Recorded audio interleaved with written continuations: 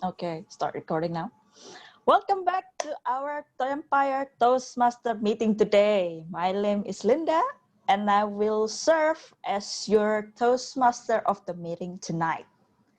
Our theme today is sustainable fashion, with the word cycle as our word of the day. I'm not a fashionable fashion person, so I'm kind of looking forward to our educational session later. And before we start, I'm going to call upon our GE, Toastmaster Fajar, to introduce his team that will help us to make sure everything runs smoothly.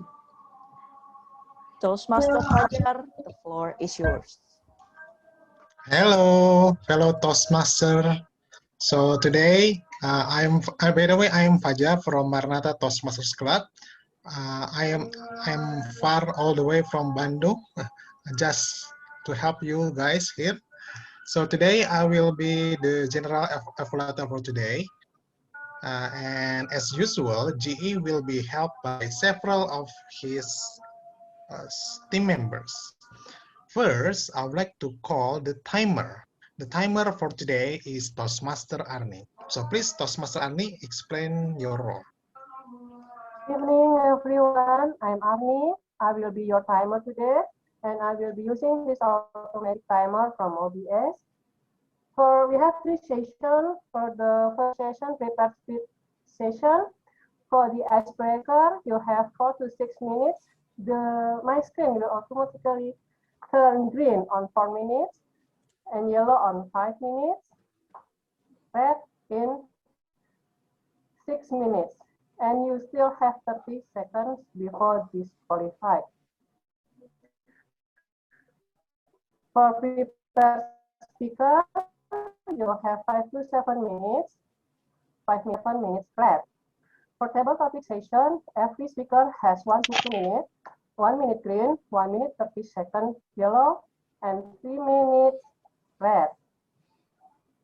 And for evaluation session, each evaluator will have 2 minutes green, 2 and 30 minutes, 30 seconds, I'm sorry, 2 minutes 30 seconds yellow and 3 minutes red. Each speaker has 30 seconds before all disqualified. If you are not sure about your time, just keep speaking until you see my screen turns green, and prepare your conclusion when you see my screen turns red. Back to our GE. Thank you. Okay, thank you very much, Arni. Next is our counter. Counter for today is Toastmaster Hayu. So, Toastmaster Hayu, please explain your role. Good evening, everyone. My name is Hayu. I am from Excellent Toastmaster Club, and tonight I will be an counter. So my role as an counter is it is my responsibility to take note and count any overused word, like a crash or pause filter that used by anyone who speaks during the meeting. Words that may be inappropriate use, such as and, well, so, and if you use any sound like and any repeated word, I will take note about that, and at the end of the meeting, I will give the report to all of you. And also, as well as I will count if you use our word of the day today, cycle, I will take note about that also. So that's all from me. Thank you. Back to GE. Okay, thank you very much, counter Toastmaster Hayu. Okay, next is grammarian. Grammarian for tonight is Toastmaster Angela. Please, Toastmaster Angela. Thank you very much, Toastmaster of the GE, actually. You're the GE. The word of the day is cycle, which comes from the Greek word kuklos, meaning circle. And you can use it as a noun, such as cycle, bicycle, tricycle, motorcycle, cyclist, motorcyclist, and cyclone. You can talk about a cycle ride, a 4-year cycle, the cycle of the seasons, a washing machine cycle or a song cycle or a lunar cycle. Also cyclical and encyclopedic. You can say, I'm recycling these quotations or this story or these topics or this speech. You can say that's a cyclical argument. And I suggest you write down the word of the day and try to introduce it into the next session where you are speaking. I should also be looking out for amusing and interesting things you have to say, such as alliteration, repeating words with similar sounding consonants at the beginning, assonants, similar sounding sounds in the middle, usually vowels, and rhymes, similar sounds at the end. And if you say anything that sounds a bit odd, I shall make some suggestions as to what could say which will sound super duper perfect. And now we must cycle on.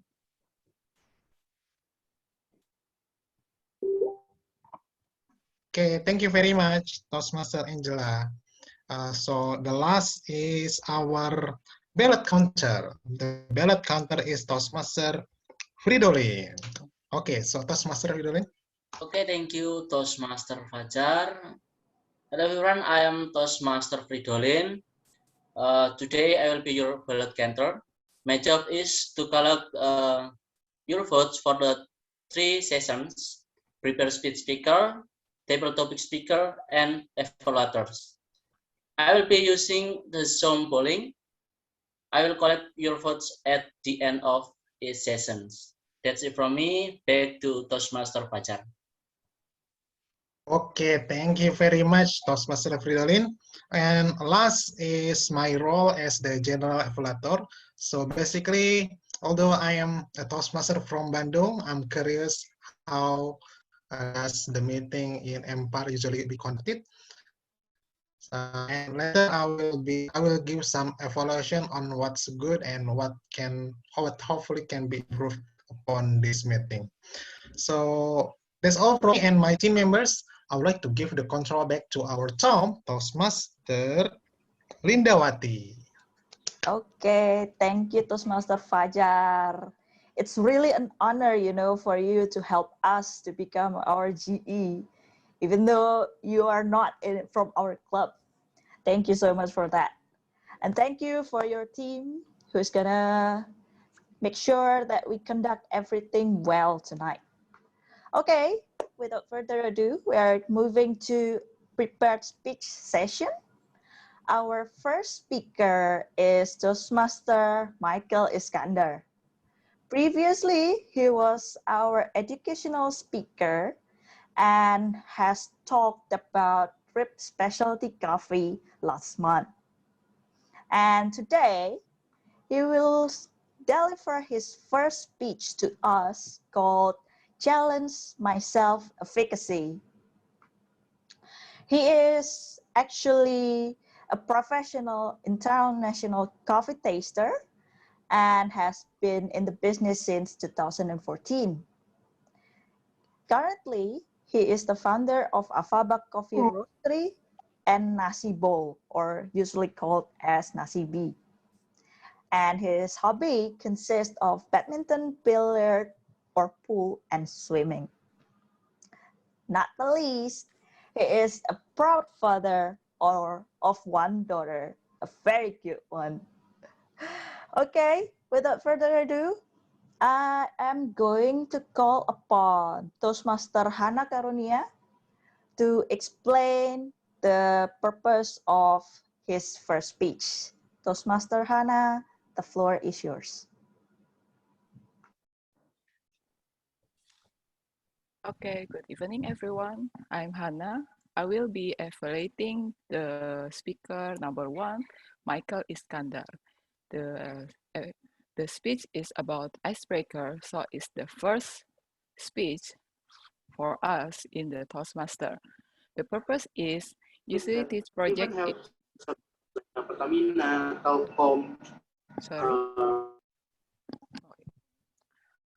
Continue. So the purpose of this project is for the member to introduce himself to the club and to learn the basic and structure of the public speech. The title is Challenge My Self-Efficacy by Iskander. Thank you. That's all for me.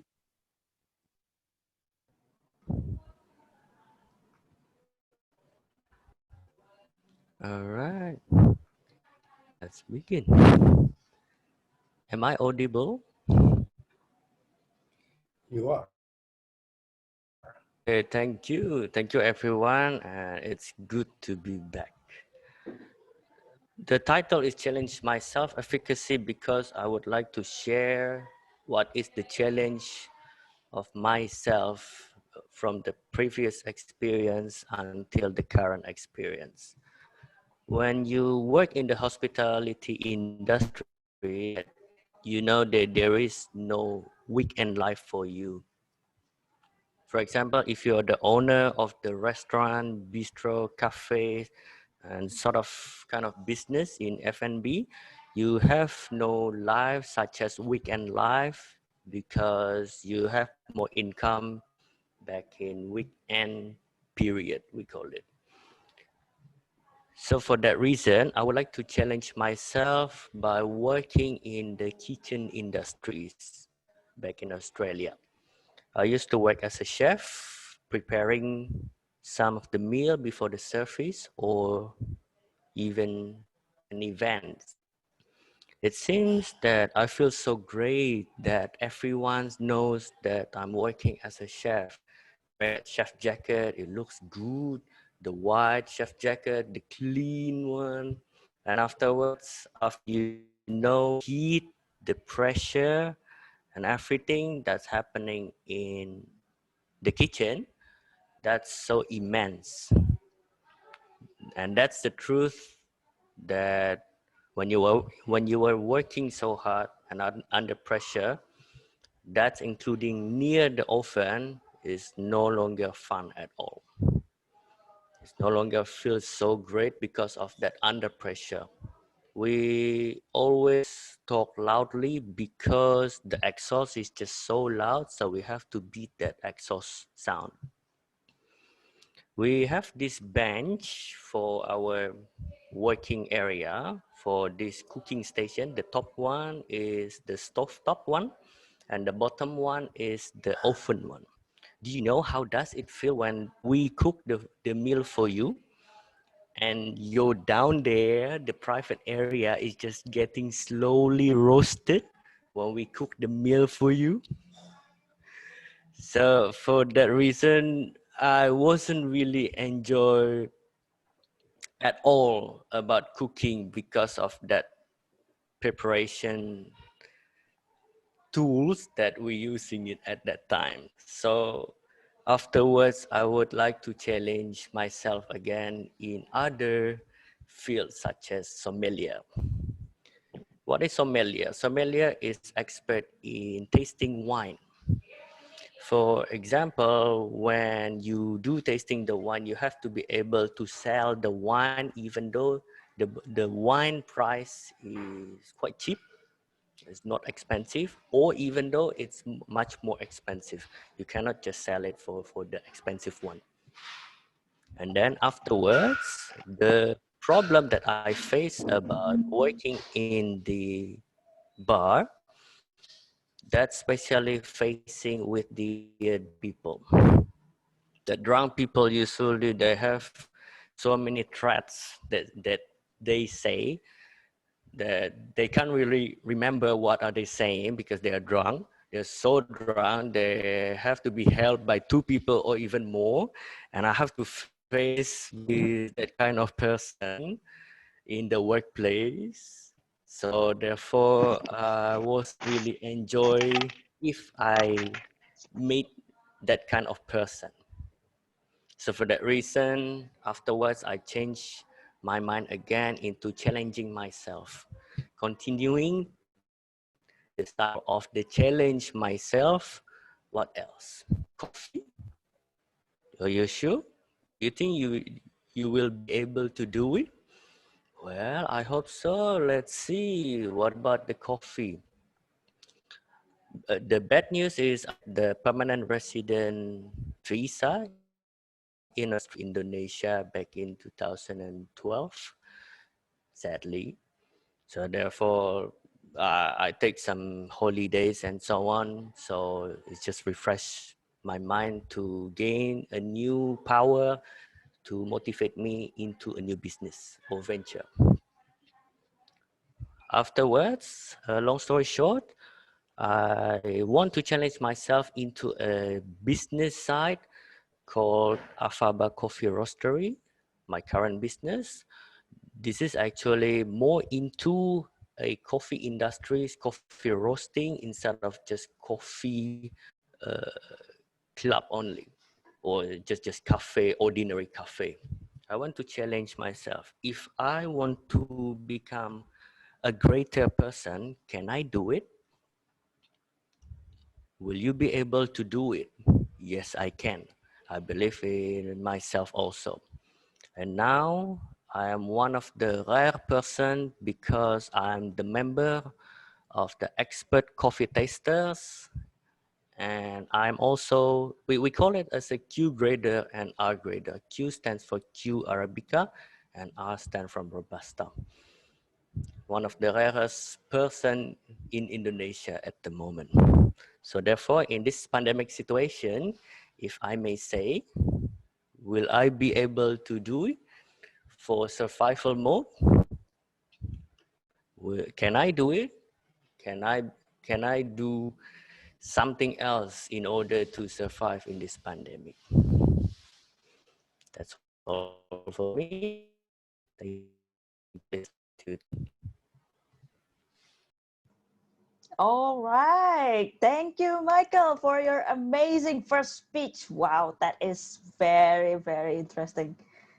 I did not know that you're one of the rarest person like that, you know. It's real surprising.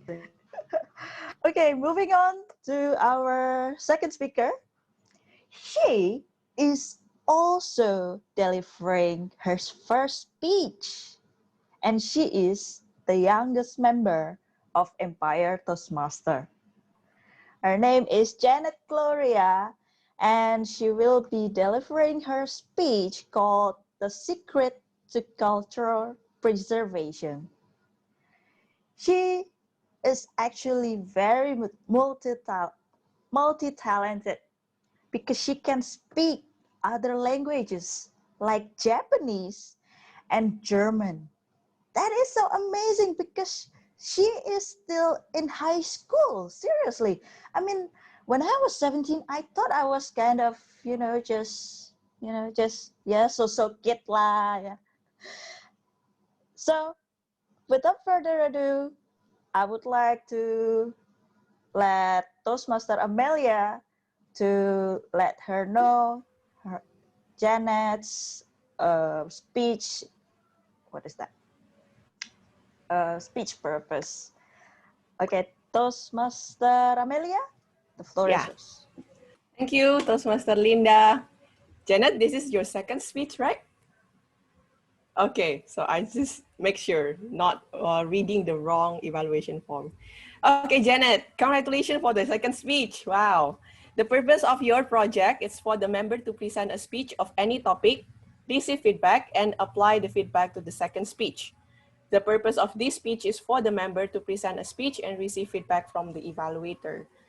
Janet Gloria, the title, The Secret to Cultural Preservation. The Secret to Cultural Preservation. Janet Gloria, the floor is yours. Audio test. Everyone can hear me? Yes, we can hear you. Okay. Let me pin the timer. Okay. Mahatma Gandhi once said, "A nation's culture resides in the hearts and souls of its people." But do you think that this quote actually applies to most countries in the world right now?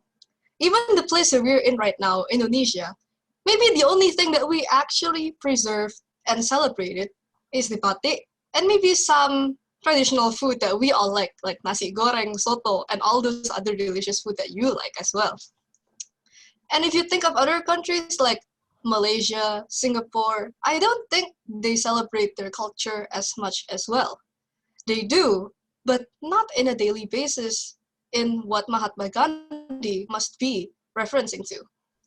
However, even though the world is now completely different from what it was in the past, I think there is a place in the world that actually still celebrates its culture nearly in their daily lives. And you will not find this anywhere else in the world.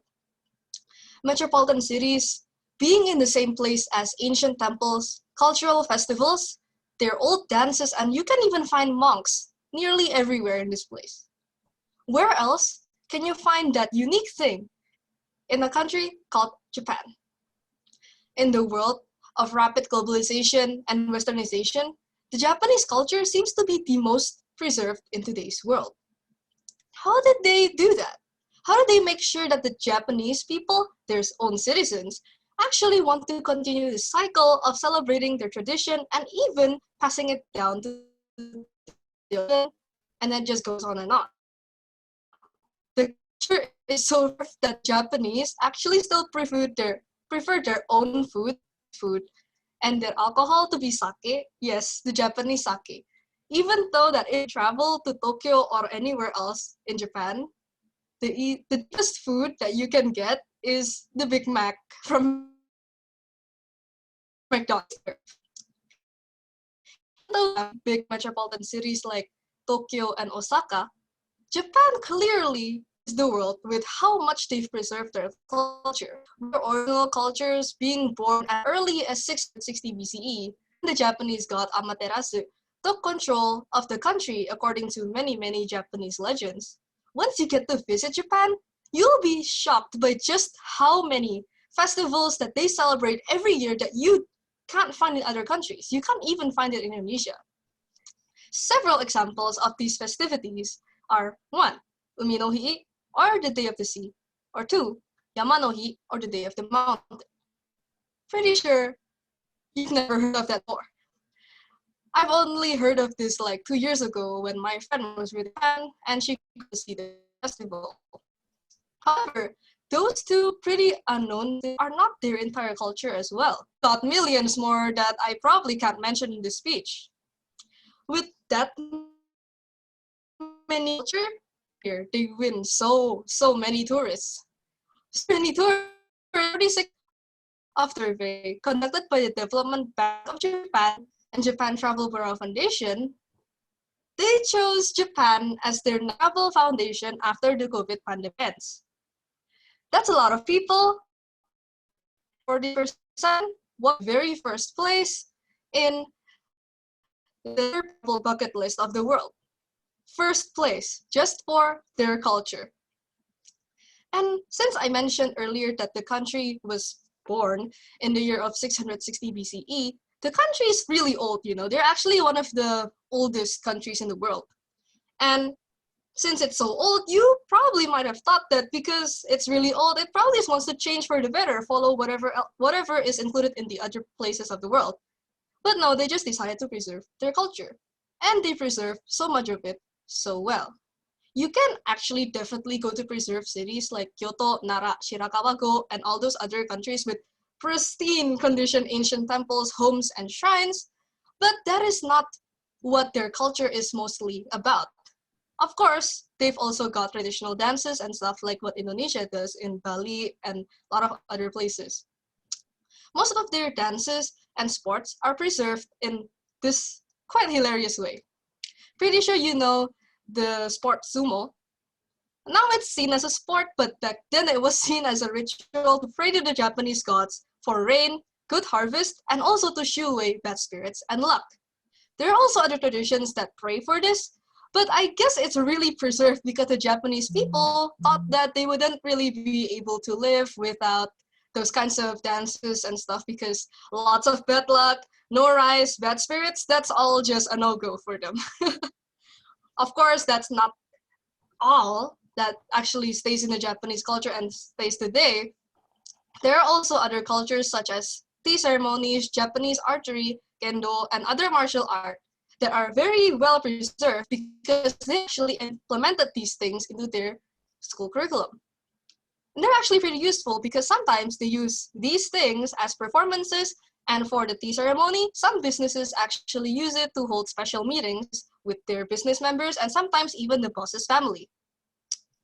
However, throughout this meeting, I'm pretty sure you guys are thinking like, what about the way that they think?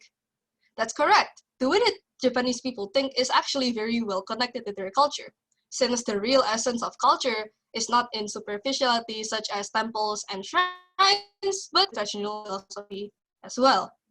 Pretty sure you guys heard of the kohai and senpai culture, and you have to have good image or tatemai in Japanese, or I'm pretty sure you've heard of this. The viral philosophy of ikigai, or the way to live happily, but the Japanese way. They also managed to preserve real culture by teaching it to young children in very creative and out-of-the-box ideas. Most anime in Japan are actually based on Japanese legends, including Japanese creatures and demons named yokai and oni. Some Japanese anime also include Japanese swords and history as the biggest part of their plot. So many children actually get to learn it in this very interesting way. The culture is celebrated so much and so many ideas that even the Japanese themselves have a love for their own culture and builds patriotism, and with more patriotism, you get more innovation for the country. So I guess Mahatma Gandhi was right. In this place, the culture really resides in the hearts and souls of its people.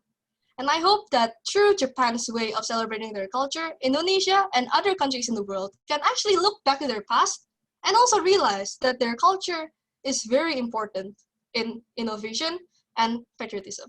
Back to Tom. Okay, thank you, Toastmaster Janet. That was an amazing speech. Sorry, I made a mistake to mention your project.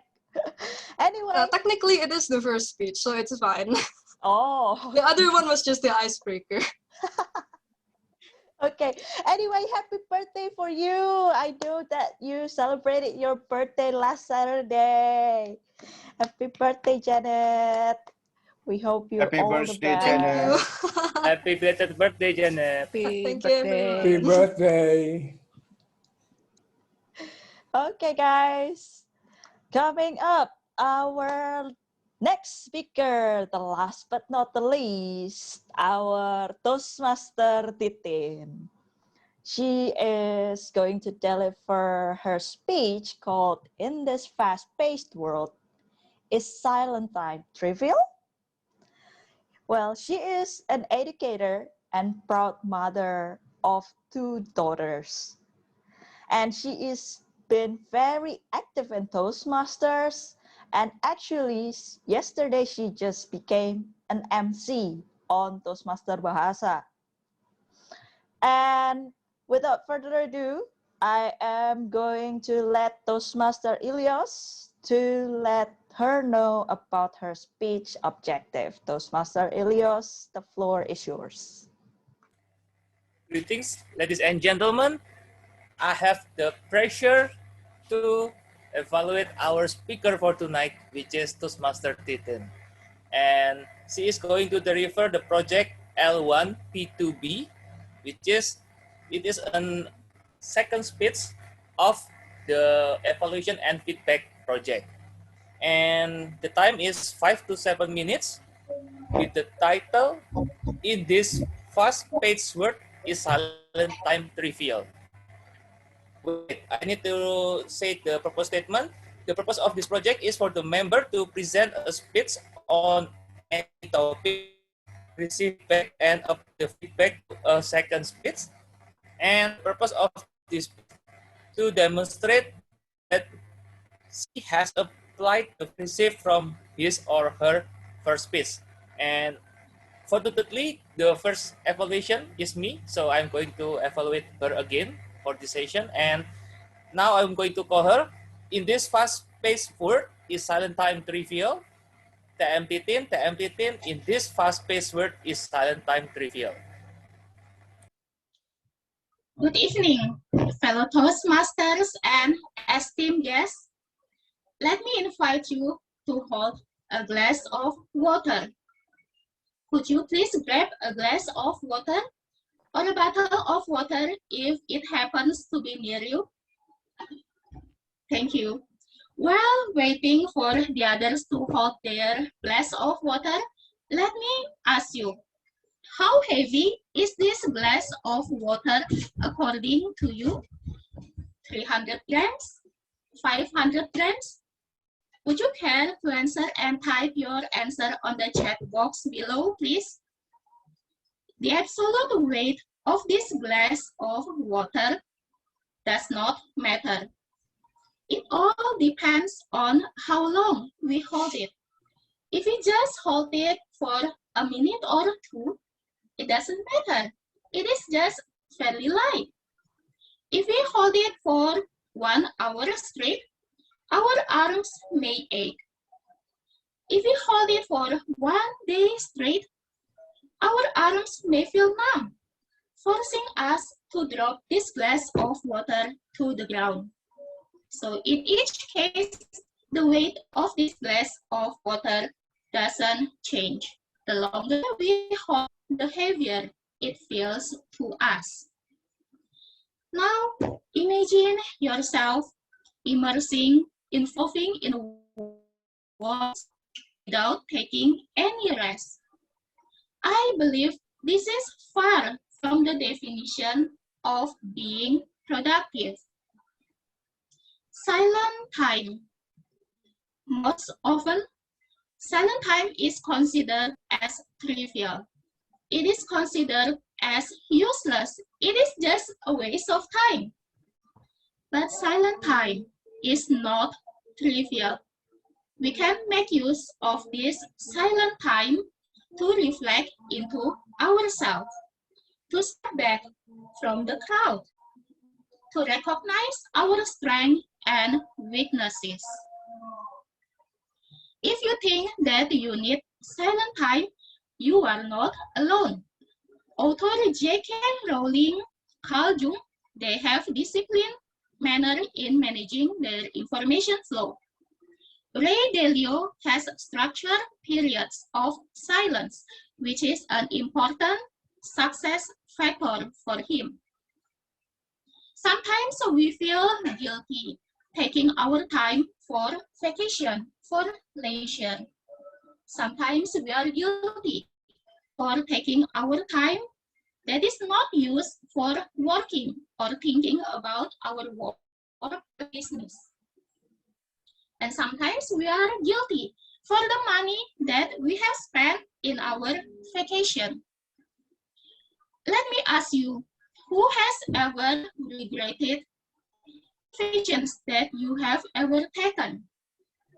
Please give me a clue by typing 1 on the chat box, please, if you have ever regretted any vacation that you have ever taken. And please type 2. Thank you for your response. And please type 2 if you enjoy every single vacation that you have ever taken. Especially in this pandemic time, generally people wish that they had traveled more. So what do we seek in a vacation? We look for break time, silence, and quiet time. Recent studies shows that silence will improve our nervous system, help us more creative and responsive to our environment. Duke Medical School states it will improve our learning and memory by making use of our silent time.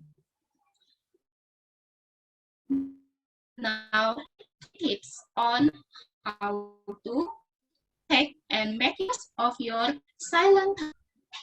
First, you can have 5 minutes of break before you enter any meeting. You can use this 5 minutes time to reflect what you have done in the previous meeting and what can we improve in the next meeting. Second, we can take a stroll in the nature. And third, we can go on a media fast. Try to look at the media fast the same as we are taking our food fasting. We can try to refrain ourselves from checking our electronic devices after 10 or 11 p.m.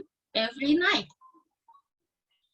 The world is getting louder, but silence is still accessible. I invite you to make use of this pandemic time for a silent reflection. It is the skill that each of us need to master nowadays. Don't you think so? So, fellow Toastmasters, always remember to put down your glass of water once in a while. Thank you, and back to you, Tom. Thank you, Toastmaster Titin, for your amazing speech. And thank you for the valuable lesson that we need to put down our burden, yeah, and just relax, take silence for a while. Okay, coming up, our long-awaited session, the educational session by our speaker, Embran Nawawi. I would like to introduce a bit of himself. He is currently the lead designer of PT BHS Tech in Gresik, and he also owns a clothing line called Embran Clothing, which is actually specially designed batik. So today, he would like to deliver us some session about the sustainable fashion. So I think everyone's been looking forward to this. So without further ado, I'm not gonna explain too much. I'm gonna give the honor to our speaker, Mr. Embran Nawawi. The floor is yours. Thank you, Tom, Linda. Hi, fellow Toastmasters.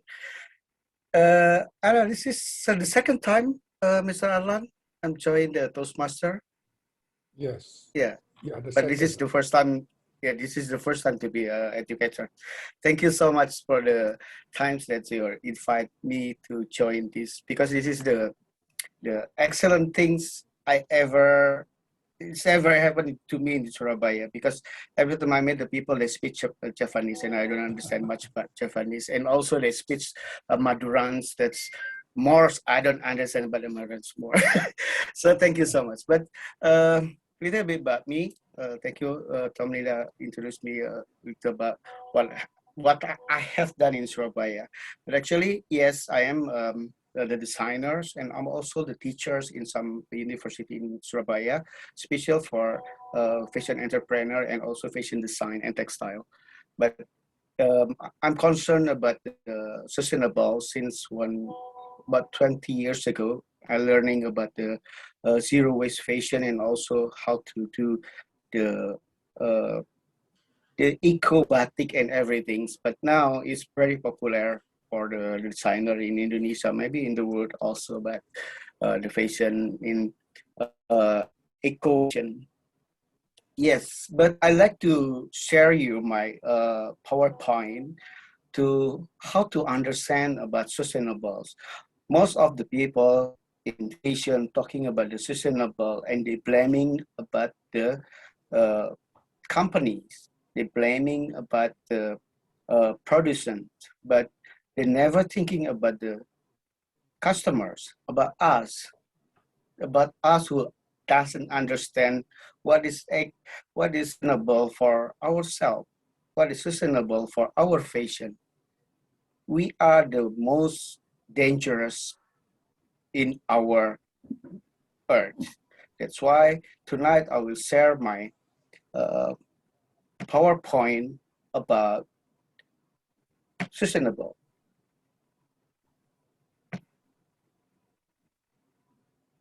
If everyone can see?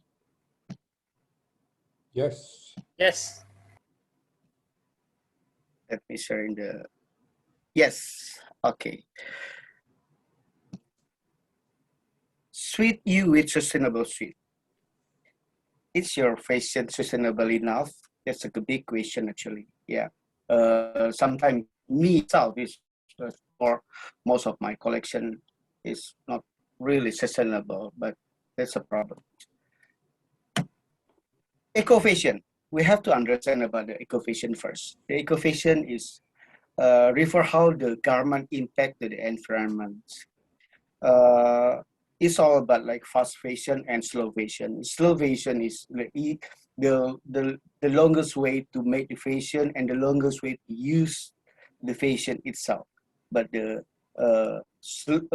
fast fashion is the very quick turning over of the fashion itself, either for the producent and also for the customers. That's a big problem. That's why we're gonna see this everywhere. That's why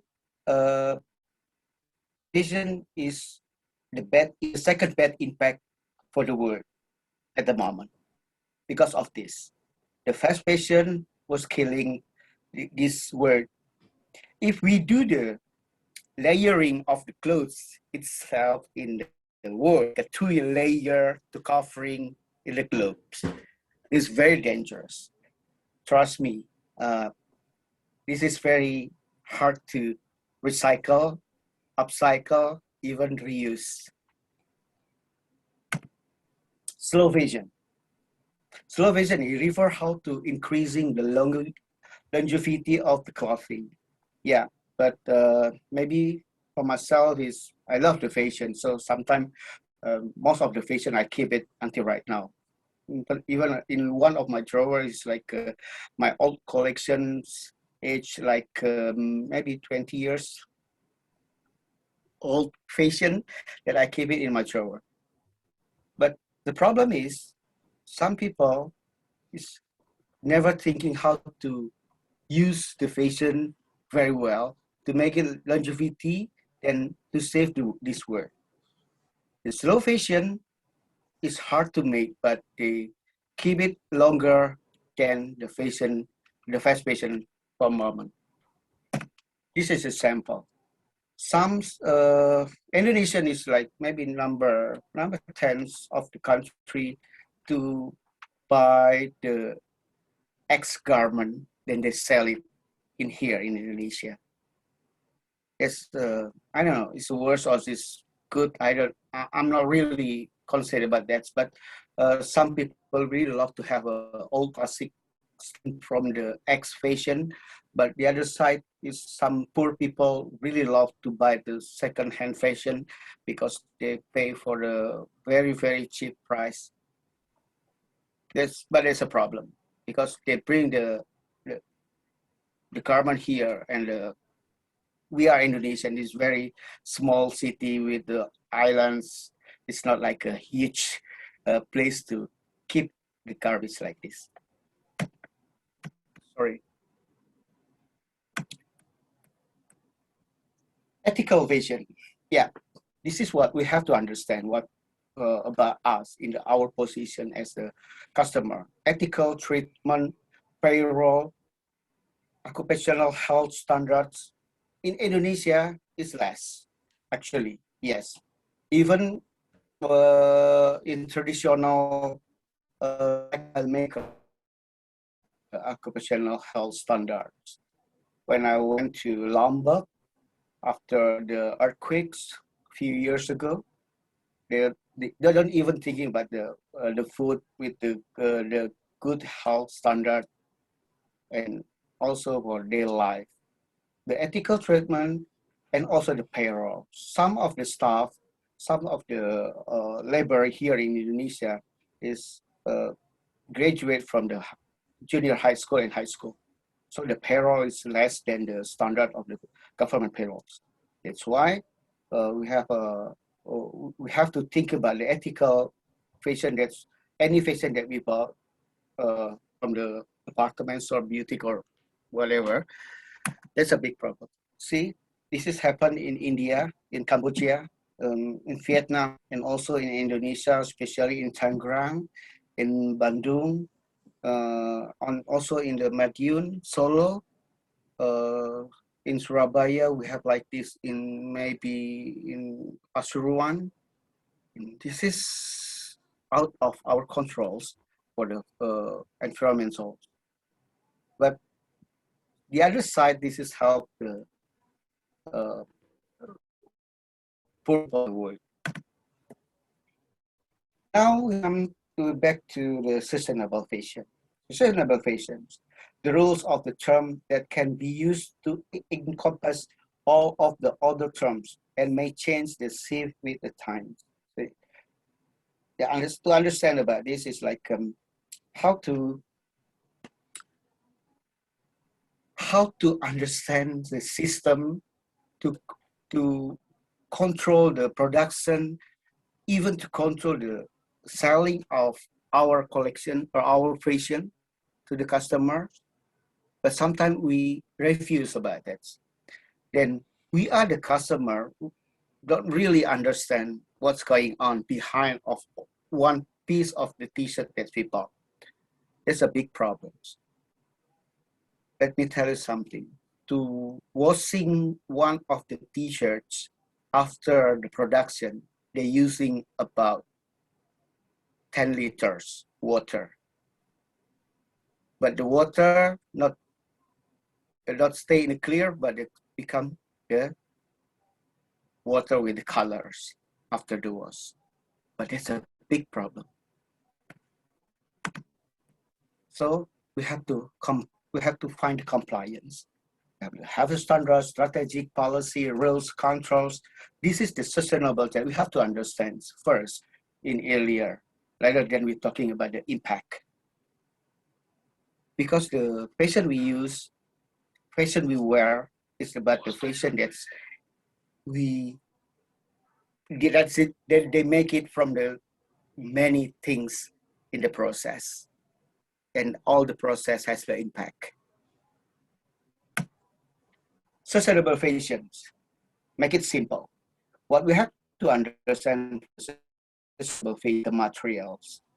Yep, the natural material is very sustainable, like a cotton, linen, silk, wools, many kind of the camel, from the sheep, from the rabbit, and labor. Make sure about the labor. Is that labor is the person that's really get the good condition from the government, the company, and also about the products. Is the products is really we need it or not? They have to think about it very carefully. For example, this is a bamboo. After all, we're using a bamboo as a fiber that we can make the fashion. Little help. Yeah, we're talking about the reuse, recycle, and upcycle. What is reuse? I love to using my grandpa jacket. It's very nice, stylish, old-fashioned, but cool. Yeah, reuse. We can reuse any kind of the fashion. It's not about the trends. It's not about the thing that we really like it or not. But this is for the styling. Why not? Recycle. Yeah, we're gonna use the things that we can produce something else from the originally. Then the upcycle. So from the something that we don't like, we have to edit something, maybe emblems, maybe a beading, maybe a sequence, maybe so many things. We can put something in the old fashion that we have to become something new that we call upcycle. Let's say my jackets. I'm wearing my jackets in the earlier is white. After that, the white become the yellow. So I coloring the white become the greens. So that's we call upcycle. So I can use the white jacket before become the green jacket and become my favorites again. So that's upcycle. Yep. This is a symbol, cycle, reuse, where then you can make it one symbol right now. Little happen number 2, less waste and zero waste. We have to make sure what the less waste and what the zero waste. The less waste is when we made one of our favorite fashion is we don't make the waste is really useless waste. This we call the less waste. The zero waste, we have to make the fashion by no waste at all.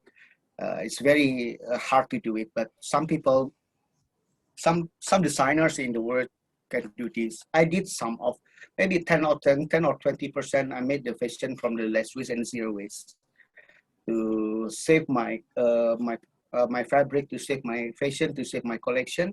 So I use this waste to make a fashion from the less waste and zero waste. Example, yes, this is a zero waste. One piece of fabrics, the materials, they make a patterns all over of the fabrics, then make it the fashion like this. But the problem is we cannot make it a size. There's only one size, either the big size or the small size from the one piece of the fabrics. That's a zero waste. But the less waste, maybe we cut something to make the curve of the neckline or the curve of the armhole, and the waste cannot use anymore. But this is they make a hoodie jacket, a hoodie jumpers with one piece of the fabrics. There's no waste at all. Sustainable wardrobes, yeah. This is the message that we have to understand what is sustainable for us. First, wear all the time. Make sure all the fashion that we buy in the stores, department store, boutique, or where is you find the fashion. Make sure the fashion is wear all the time, so it's gonna be safe. Think about it. Do not ever buy the fashion just because you want it rather than you need it. So you have to buy it. Another thing is that you have to think how of the path of this fashion. At least you can donate to other people. If you don't like it or you get boring from that fashion, you repurpose. Make sure you can make a repurpose of the collection. It's most of all is about the bag or shoes become a repurpose. And or maybe you can sell it. So maybe you kind of the person who wearing only 1 or 2 times of the collection, then you can put a second-hand fashion. This is how. So the sustainable fashion wardrobes for us to make sure about these 5 points. First, you can wearing all the time. Before you buy it, you think about it, or you can donate after you don't like it, or repurpose of the collection, or you can sell. Example, yeah. See the pants, the peach color, you can wear in the two kind of the styling. And this collection, you can wear it all the time. You just wait the moment of the maybe spring or fall or maybe winter, you can wear it. Sustainable consideration, yeah. This is sometimes we don't understand about this much because we just using our money to buy the collection that we wanted. So can you think about the brand's transparency? Some brands is not really transparent before, but now luckily that's most of the good brands is already make a transparent production and everything. They put the news, they put it in the news, they put in the maybe in the TikTok right now about dyes, chemicals, and water. Make sure, just like me, I'm the designer using the batiks, and I was thinking about the dyes, chemical, and the waters, because yeah, in the Madura, when the summertime, the water is very hard to get it. You cannot go to the river. Also in the well, it's not really good water in the summer.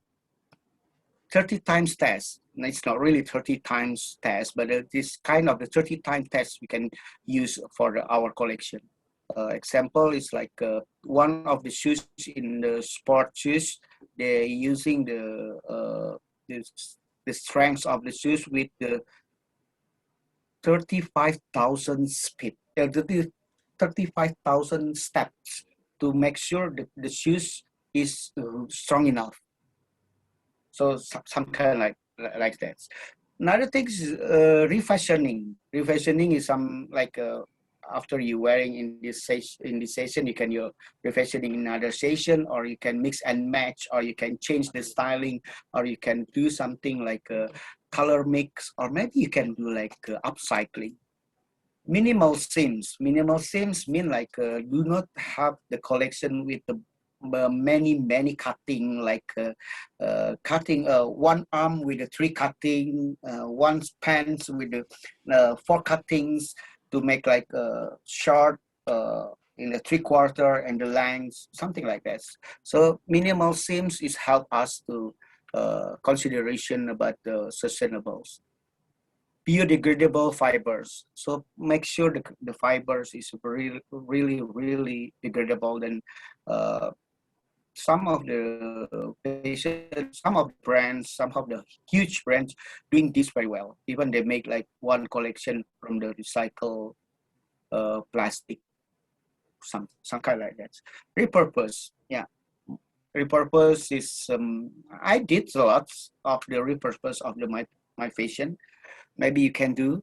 Maybe you can like make sure you buy something that you can do repurpose of the fashion, not only one ways to wear or one ways to use. Fabric remnants and zero waste. This kind of the sustainable consideration. I don't ask you to using all of the consideration, but you can use half or maybe 2 or 3. So every time you go to the Zara or maybe H&M or maybe Uniqlo, you can think about this, because you can see in the labels, they put something in the labels, so you can understand what I say today. Yeah, this is what the consideration. There's color fasteners, we have to think about that, the peeling, the fabric weight, many things. This is only the testing samples. Okay, sustainable fashion list. Yes, this is what we have to check in our wardrobe, in our rooms, in our collection. Leather shoes. Yeah, leather shoes is one of the most sustainable fashion in, I think, since a long time ago. When we wearing the leather shoes, means the shoes is very strong and we can use that. So the longevity is very long. So the leather shoes is yeah, this trendless. So no trends with the leather is very classic. Back with the purpose. So sorry girls, most of the girls bought the very small purse only for one handphone. But the men's buy the backpack, you can carry many in the backpacks. So think about the purpose of the bag that you buy. The organic or fair trades. Make sure the organic and fair trades is to help our sustainables also. Alternative apparels. Yeah, some of the fashionista, they love to change everything in every single minute.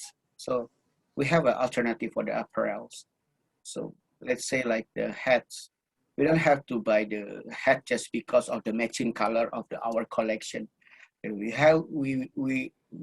bought the hat just because we're gonna use the hat to cover us from the sun or something like that. That's kind of the alternative that we can think about. That's so many things about the fashion sustainable list that we have to consider. Minimalist outerwear. Yep. No more trends in outerwear. Outerwear is one or two because you can mix and match with the other innerwear or any kind of the fashion that you love it, because the outers is only we wearing only in the outside, and not much of people wearing outer at the moment because they're never going out anymore. So revolution fashion, yes, revolution fashion is like the Angela showing the umbrella. When the umbrella is the traditional umbrellas, we can revolution the umbrellas to very strong umbrellas in the earlier, but now the umbrellas only wearing in wet season only. That's something like it. The revolution fashion we have to more than that. It's not only just because we using one thing and we can buy another things the other times, but the collections must to be the revolution of the fashion that we wear. What is that's a big question. Who made my fashion revolution clothes? Ourselves. That's the answer. So that's the sustainable. Yeah, that we have to understand. Some of the sustainable issue is about the production. It's about the company. It's about the impact. But who made the impact? We are the customer who bought the fashion, who using the fashion. Thank you. I'm Embran Nawawi. Thank you, Mr. Embran, for the special educational session. This is very eye-opening educational session for me, you know. Yeah. Thank you so much. Usually, when I buy the clothes, I only look at the price, especially yes, that's true. For 3 pieces of clothes, I will definitely go over there. Yes, that's true. But sometimes you buy the same things in the other times, but you already have in your drawers. That's happened. That's happened to many people in here when they're crazy to shopping. I think I want that, but they see this. Oh my God! I have already in my drawers. Something like that. That's a big issue in the fashion. Yeah, even though they actually have that, they want it in another color. That's so silly. Right. Actually happens to my mother, so I know. Okay, anyone have any question for Mr. Embran about the session we just had? You can type it on the chat box or even ask it right away right now.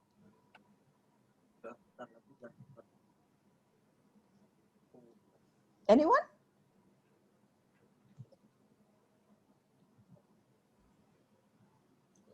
But you can have. I sent the PPT already to the Mr. Alan. Maybe you can have the PPT, and we can talk sometime. You can chat to my WhatsApp or my Instagrams. We can discuss about the sustainable fashion because it's one of my issue also in the next 5 years, because I take control some students for the upcycling and recycling fashion the next 2 years. Okay, we actually have 2 questions on the chat box. The first is from Toastmaster Sumedo. He would like to ask about the techwear. Is it sustainable in Indonesia? Yes, it already has. I think lots coming, but I direct answer. But the problem is they start from the small things. For the example, the issue about the silk from the worm cassava. Cassava has a special worm to make the silk.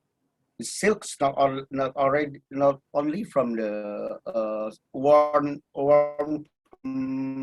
berry trees or something, but it's from the cassava. It already has in the East Java, in the Papua, in also in the Lombok and Flores. Yeah, some of the also in the East West Java. Make the sustainable fibers. And bamboo is very good to make the fiber. So the product actually maybe everyone of us what organics cotton organics. Yes, cotton organic is one of the sustainable product in Indonesia also, because one of the company in so is about the cotton organics. The cotton organics is they grow the cottons without using any chemical at all, only the water. So that's one of the sustainables.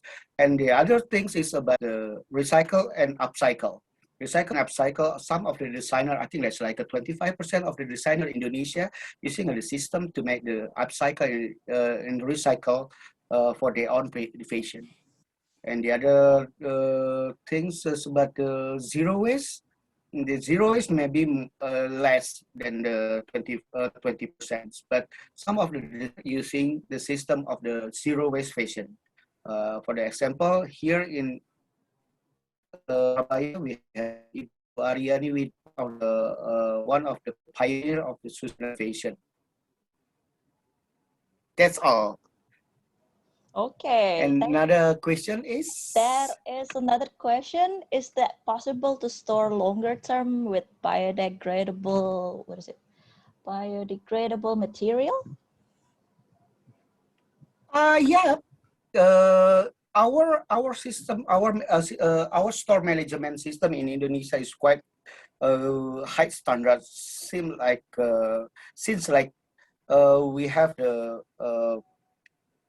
system from some brands come to Indonesia. So all of the products in the system they can stay longer in the store because the system they think about the lighting, the weather inside, the everything is already in the system. It's very good. But the problem is the production is less. It's a big problem. So in Indonesia, as long we have a store in the big malls or department stores or maybe plaza or something, that's the system is very good because they have a good condition for the storage, the good condition for the hanging, the good condition for the shipping and everything. I think that's okay. Okay, and we have another question. How can we recycle umbrellas? In Singapore, you see broken umbrellas everywhere, discarded on the ground. Okay, the umbrellas is the umbrella only have two things: the cover and the ridge, the construction. If the problem is the construction, so we only fix the construction. The construction we can change only the little screw or maybe the wire to make the things stick again. Or the traditional umbrella they using the wax from the what you call damar or something, and they're using the bamboos to make a joint and everything. For the second is about the covering. The covering, the pattern is very simple. The pattern is very simple. It's like one circles you cut become like 8 one, but you just take it one, so you have only 7 side of the piece of the cycle. Then you can join with the glue, or maybe you can stitch. It's as simple as that. But the traditional, they're using the paper. They're using the glue. They're using the glue from the cassava. They're using the glue from the tapioca. They're using the glue even from the rice. So you can cut layer by layer. But most of the umbrella in the old fashion is they're using not only for the rain, they're using also for the sunlight, and I think that's easy. But the problem is we don't have time to fix by ourselves. That's a big problem. Yeah. Thank you. Any other question? That is really interesting. You know, I've never thought that cassava can be made as glue. I think only Alteco, like the glues like that. That's available. That's one of our sustainable, because you can use all the things from the food. Actually, yeah, I did it. I did it. Did it take time? Lots of time. You know, maybe like 2 weeks to make it from cassava into that's real true. glue. That's true. Oh, it takes long Yeah, time. that's true. It's not really a long time, but actually there's in Kulon Progo, Jogja, they have the special food called geblek renteng. So geblek renteng is from cassava. They make the cassava become a glue first, and after that they become they make the food. That's a kind of the process. I I've see. got 2 questions in the chat Yes, box. Angela. One was, in England, we had a company which will recycle clothes. I can't remember what it was. I think it was denim jeans. When you Yeah. brought in your old pair, they gave you money towards your new one. Can you tell me if this been done at all in Asia and how many companies have done it? And do you think it's a feasible idea? Yep. One of the system for the recycle of the jeans is that the system in the store. The first they make the system in the stores. They ask to exchange your old denims to get the new one and you additional with the small additional money. Then they using the denims to make the new trends. Either that's upcycle or either they make it recycle. This I think this from the United Kingdom, the London, because the Londons they have one brand is called Religion. The Religions is they're using the system to make the upcycle and recycle from the denims they made, or they exchange from the customers. And I think there's one of the Levi's in Asian country, they're using the system also. And I don't know about the fast fashion like Zara or maybe H&M. They don't do because they have this some other brands inside of the stores. But the independent store like Religion and Levi's, they do the recycle of the denims or the jeans to become another styling and fashion, and also they make maybe the bags or maybe change to become the skirt and the jackets from the pants, or the other side from the jacket and the pants to become the skirt or the other things, something like that, Angela. Thank you. Somebody else has a question, but I've got one more. Can you tell us about your logo, which seems to have E and M? Okay. How Yeah. did you design it? And what does the name mean? Yeah, the logo is from the letter of E. The letter of E I put together. Actually, the first logo. Let me show a little. Sorry, everyone. Just show the little of my logo. Is it? Yeah. This is A.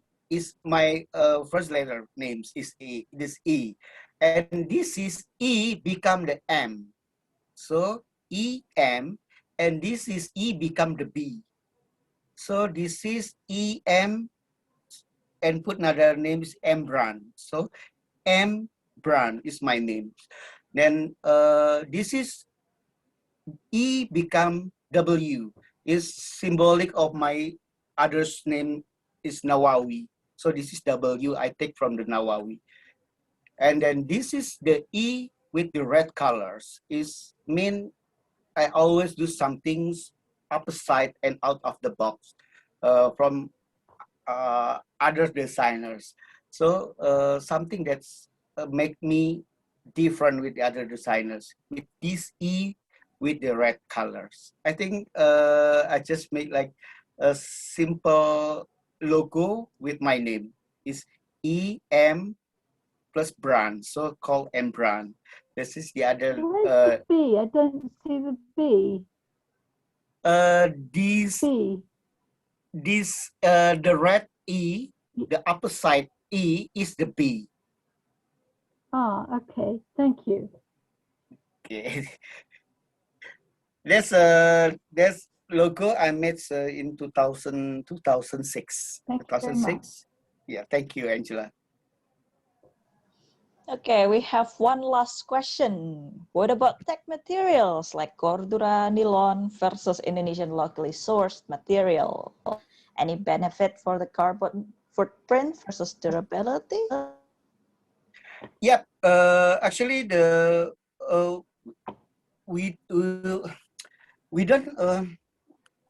we don't do something against the technology. No, totally no. The problem is the designers, the product producers, and also the customers must understand.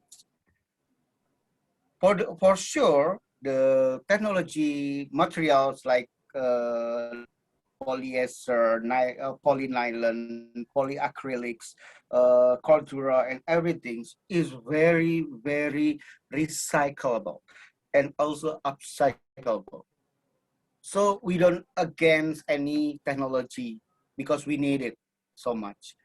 For the example, have you seen the what the movie superhero movie? Trust me, superhero movie technology of the textile is from the technology from the cordura, from the nylon, even from the Kevlar, even from the Teflon, because they fire resist and water resist. That's the technology.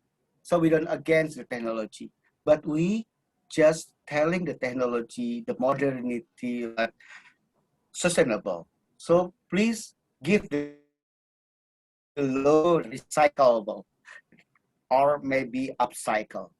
That's only, we just need something like that in sustainable system.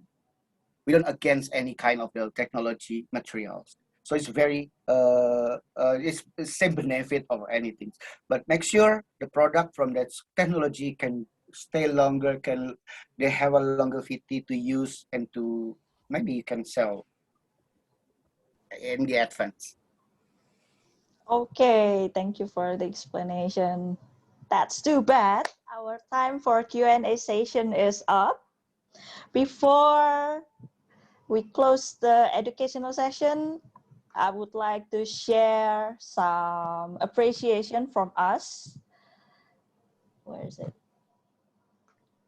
This is our, can be seen there?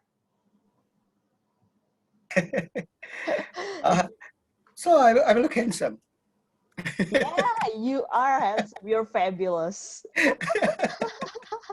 Toastmaster Fridolin, could you please take picture of Mr. Embran with our certificate?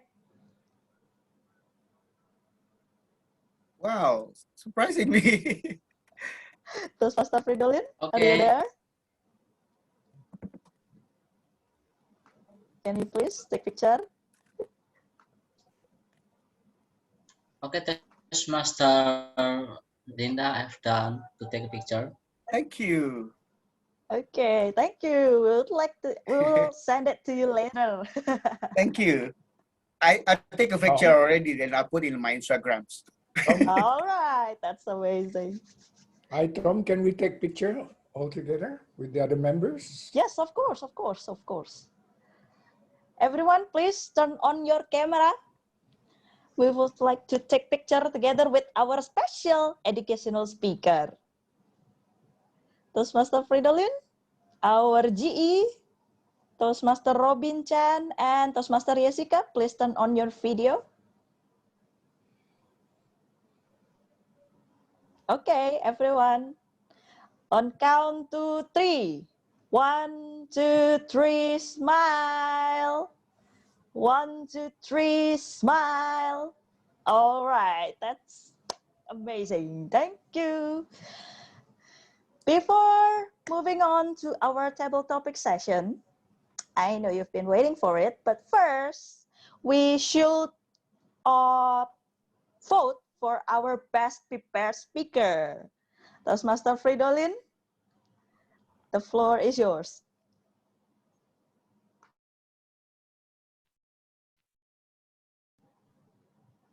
Come on, everyone. Vote your best prepared speaker. I just see 5 people votes out of 13, so please use your vote. 11 people count. Okay, 2 more. 2 more attendees. Come on, give your vote. Okay, I think we have a final decision. This is good. Okay, thank you, Toastmaster Fridolin. All right, next up, the long-awaited session. Hey, don't share the result, man. Our our long-awaited session, the table topic session. I'll give it to Toastmaster Lai to deliver it. He is actually not from Empire Toastmaster. He is actually the president club of Toy Han Toastmaster Club in Malaysia. Toastmaster Lai, the floor is yours. Thank you, Toastmaster of the meeting. The purpose of table topic is for us to practice our impromptu speech. The time duration for the table topic is 1 to 2 minutes. And I would like to remind all the guests here to use the word of the day, cycle. And today, I would like to ask one of my brother, Pak Yusuf Chandra, to answer the first question. Thank you. Okay. Recently, I noticed you like to wear the kopya and the bandana. How would you introduce it as a fashion in this table topic session? My hat? Yeah, or the bandana. I noticed you like to wear these two items recently. Yeah, because this one is the Ramadan. During the Ramadan, most of my friends in my area are wearing this kind of thing. And the bandana is because of it shows the origin of the place, like Java, Jawa Barat, Bali. They all have got those things. Why, do you like it? Yeah, tell us why we should sometimes wear it as a fashion. Is that a question or? The table topic, that's the question for you. Let's make it even the kopya, make it as a fashion. Okay. Wait a minute.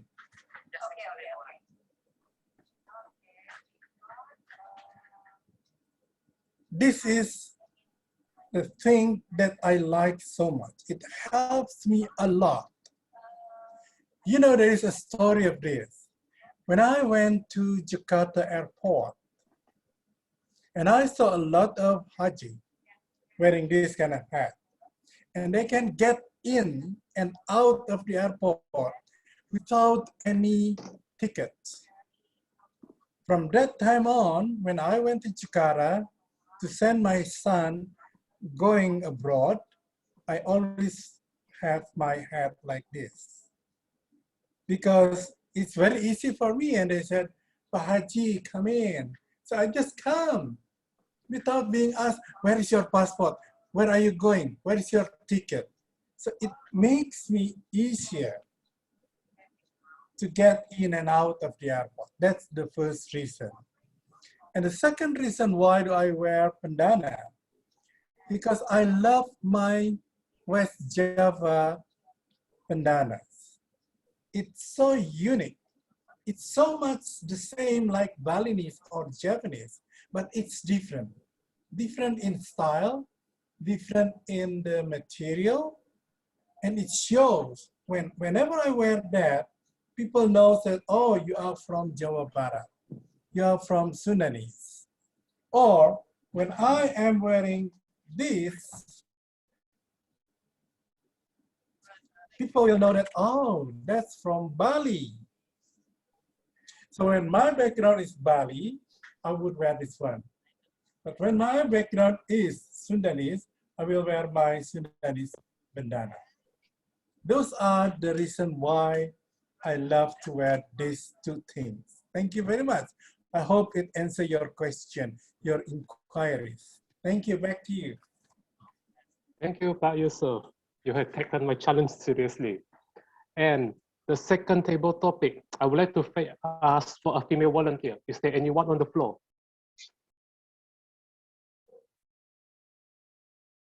If not, I would pick Linda. Would you like to try?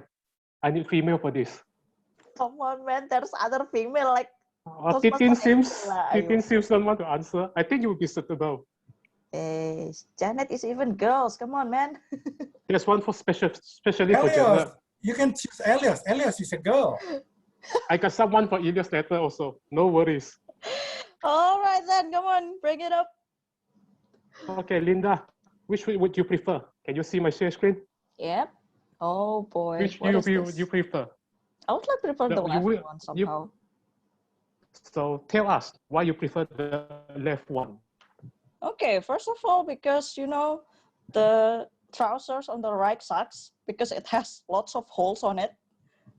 So I think, you know, the seller is like, I would like to cut the cost material reduction, you know, so yeah, I'll just get some so I can reduce the price or so forth.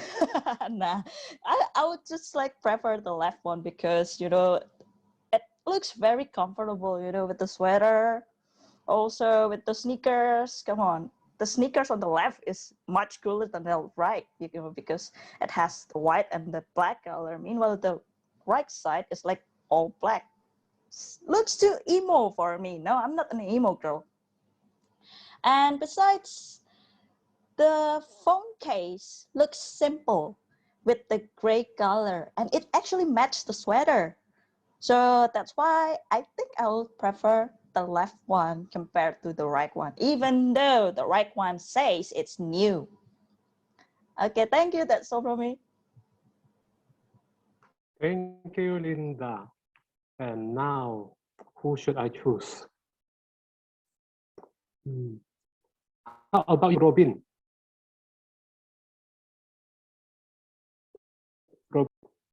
Yep, I'm here. Bring it on. Okay. Robin, let's say currently in Indonesia is introducing the kebaya and batik as the fashion. How will you introduce it as a new fashion trend in Mauritius for now? The Say kebaya that and batik. I don't know what's that. Oh, I know, the trend. is it the same as the batik? Yes. Because Yeah, the kebaya and batik is the same thing as what we wear in Malaysia last time, currently also. How we introduce it as a fashion in Mauritius?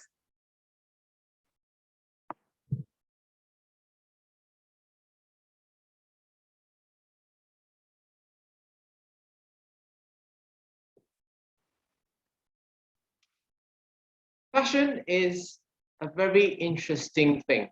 Fashion starts with the way we dress, and this is how people can see us as. If you dress bad, people have bad impression about you. If you dress well, people have good impression about you. For example, let's say you wear if you go to a wedding, you can't just wear shorts and then t-shirts and then slippers. That's a very bad thing. What would people think about you? What do people wear when they go to weddings? A suit, a tie, or at least something really nice.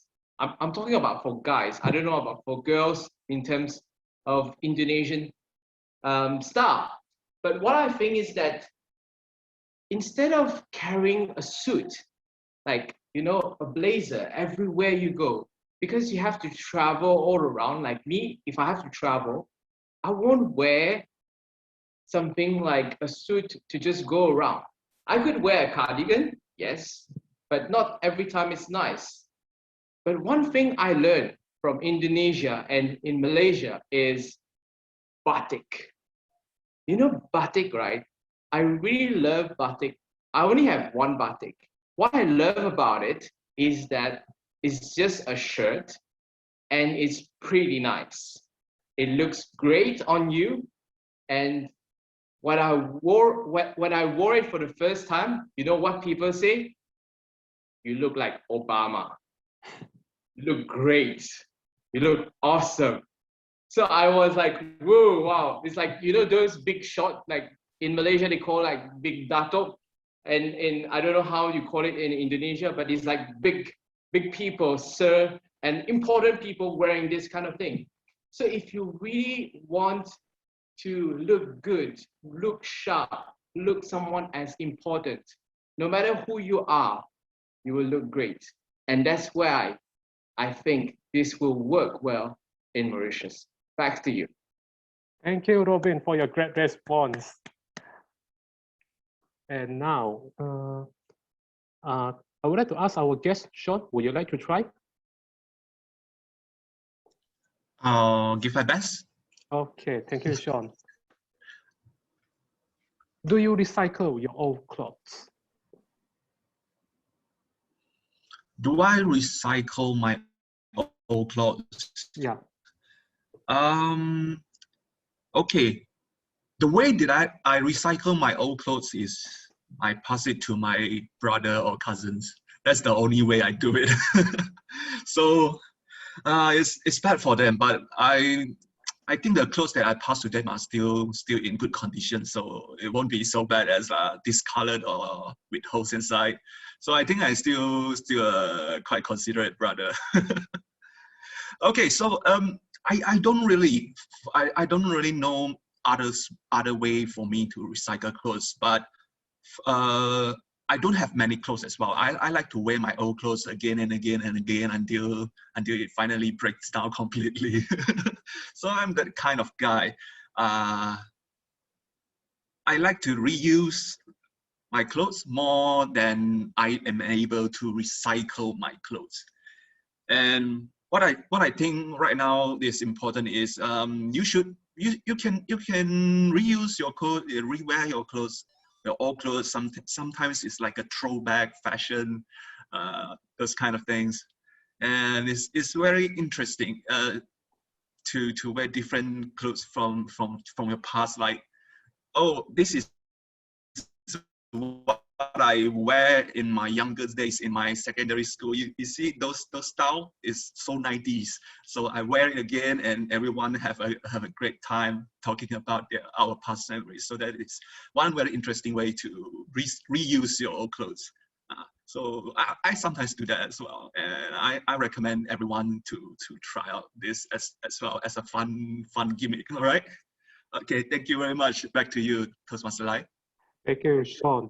I do recycle some of my old secondary school clothes for some gathering because it's hard to find nowadays and it doesn't fit me anymore. Okay, the next one. I would like to ask, let's see. Pak Alan, are you there? He is not. Okay, It's Elias. just hiding. Oh no. Okay, Elias, would you like to take it? Okay. Okay. Let's say one day, Pak Alan, Pak Suryadi, dressed like this, I will show you the picture in a while. Ask you for a tea, and please continue the story from here on. Wait, what? I will show you the picture. I will show you the picture. Okay. All of them dress up like this to find you for a chit chat or a tea session. Continue the story from here. Okay. I stop now, yeah? Yeah. Ladies and gentlemen, do you know Pak Alan and Pak Suryadi, our handsome gentlemen? They offered me a tea time with them. Suryadi and Alan. We call it Sarlan. Surlan. And this really amazed me because of what they are in the larger or older generation, but they have this good taste of fashion. Can you imagine that? What is the impression of their wife if they see this? This is definitely put it down back into the memory lane when they were still dating. And you can imagine that we are talking about the past moment, about how they met their soulmate, how they met the spouse that they have married for several, maybe golden years, 50 marriage, 50 years of marriage. And this really asks me to stay on fashion whenever I have the chance. When I get older, I should remember that they have a great taste of fashion, and this definitely a great taste. So, ladies and gentlemen, if you found them, Mr. Suryadi and Mr. Alan, dressing like this, greet them with not calling sir or pa or mister. Call them bro. Give me 5, bro. High 5, bro. And they will return back with you. Pinky swear, pinky swear. I will never use this dress anymore. I just want to use this to have a tea time with E.T. E.T. time. Okay, back to you, Lai. Thank you, E.T. I will simply ask them for a podcast session. No doubt about it. Okay, since our time is almost over, I would like to hand it over to our Toastmaster meeting, Linda Wati. Thank you, Toastmaster Lai. That was very entertaining as a closing. Yeah, surprising. You can actually imagine Pak Arlan and Pak Suryadi in those clothes. Wow, awesome. I'm looking forward to see it in real life, you know. Okay, our our timer. Is everyone eligible? Yes, Toastmaster of the meeting, all are eligible to be voted. Thank you. Okay, thank you for the report. Now, Toastmaster Fridolin, is the ballot ready? Or not yet? Okay, wait, why best evaluator? Best table topic. Best table topic, Toastmaster Fridolin, because we have not begun Oh yeah, wait, evaluation. sorry. Yeah.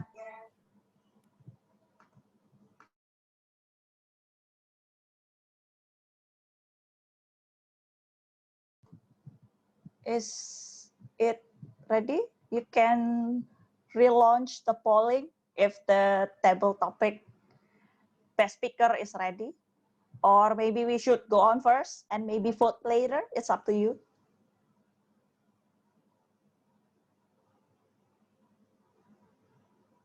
Hello? Am I freezing? I don't think so, Linda. Okay, moving on. We will do the ballot later, okay? Now, going to individual evaluation. We just had our 3 prepared speaker earlier. And now we are going to hear some feedbacks from the evaluators. First of all, I would like to call upon Toastmaster Hana for her evaluation for Toastmaster Michael Iskander. Toastmaster Hana, the floor is yours.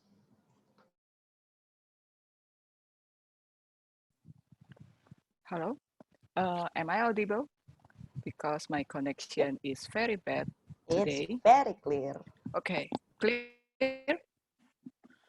Okay, now for Michael evaluation. Hello, Michael, are you there? For your first speech, you appear comfortable.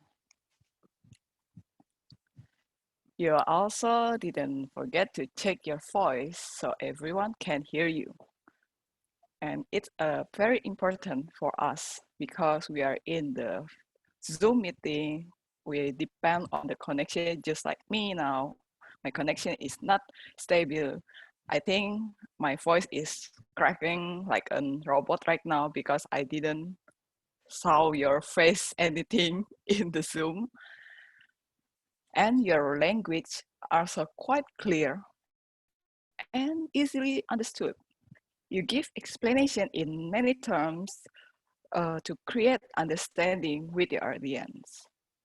And now, for the things you need to challenge yourself for the next speech. First, I noticed a bit lacking on the opening. Am I still clear? I'm clear enough? Yes. Carry on, please. Okay. You can create more impact. Be more lively. You can use your gesture. You can adjust your volume to be loud and energetic when you told your experience. For example, what is the impression you want to create when you tell your experience? when you tell yourself to your audience. You could use gesture, you could use your expression in your face to let them know how crazy is it in your work field. Your body language doesn't need to be exaggerated. If you set a bit further like this from your camera, your body will be shown. It will also improve your speech, and in my experience, it also is a bit nervous with your movement, so you'll be more comfortable, you're more relaxed with a gesture. Now, moving on, your eye contact.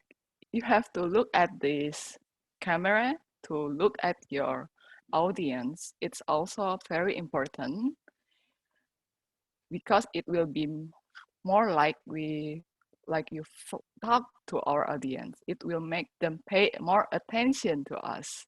That's one thing that I also learned. You need to grab them, their attention. You give them the impact, you give them attention to them, and they will give you back. And that's all my evaluation. Thank you. Overall, it's a great speech. You made it. Thank you. Back to Tom. Yay! Thank you for the evaluation, Toastmaster Hannah. Okay, going forward to our second evaluator, Toastmaster Amelia, who will evaluate our Toastmaster Janet Gloria. Toastmaster Amelia, the floor is yours.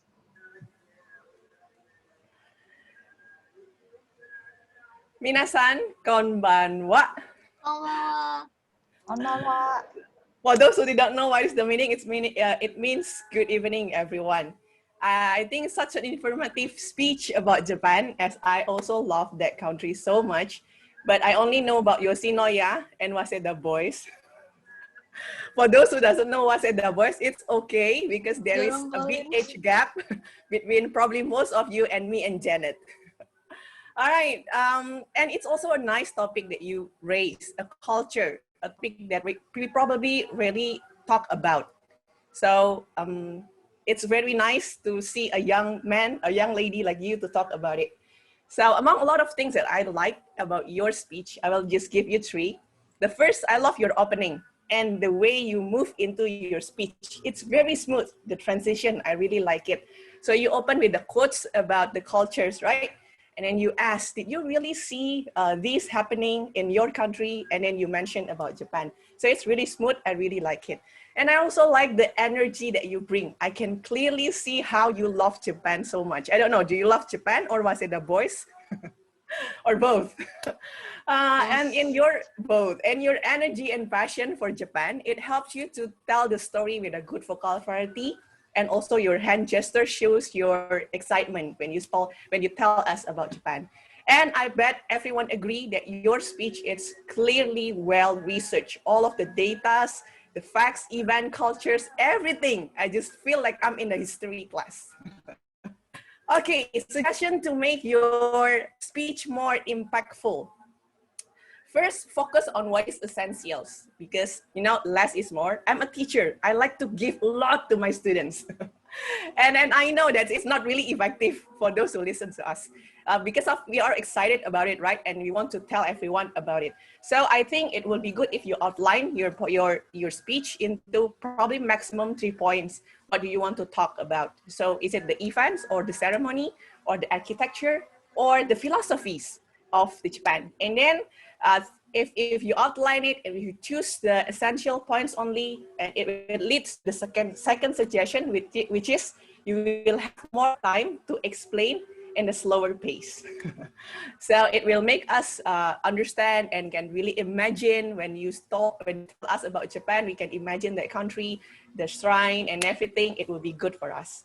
And the last suggestion is to allocate more space or more take away from the audience. So make the story of Japan itself relevant for us. What is actually the purpose of your speech when you talk about Japan? Is it to inform us, to inspire us to visit Japan? Or is it to inspire us to preserve our own cultures? So what is the purpose of of you giving us the information about Japan, and give time for us to have that call to actions. Okay, that's for the evaluation from me. Arigato gozaimashita. Arigatou gozaimasu, Amelia-san. Thankfully, I know what Waseda Boys is, so it means that our age gap is not that much. Okay, coming on to our third and last evaluator, Toastmaster Ilyas, who will actually evaluate Toastmaster Titin. Toastmaster Ilyas, the floor is yours. Hello everyone, I'm back and I'm going to evaluate Toastmaster Titin. Okay, Toastmaster Titin, congratulations, you have achieved the project purpose, which is you have presented a speech on any topic, you receive the feedback and you apply the feedback for the second speech. Since I'm the evaluator from your first speech, I know the difference with the first and the second. Great job. So let's put check mark there. Check mark.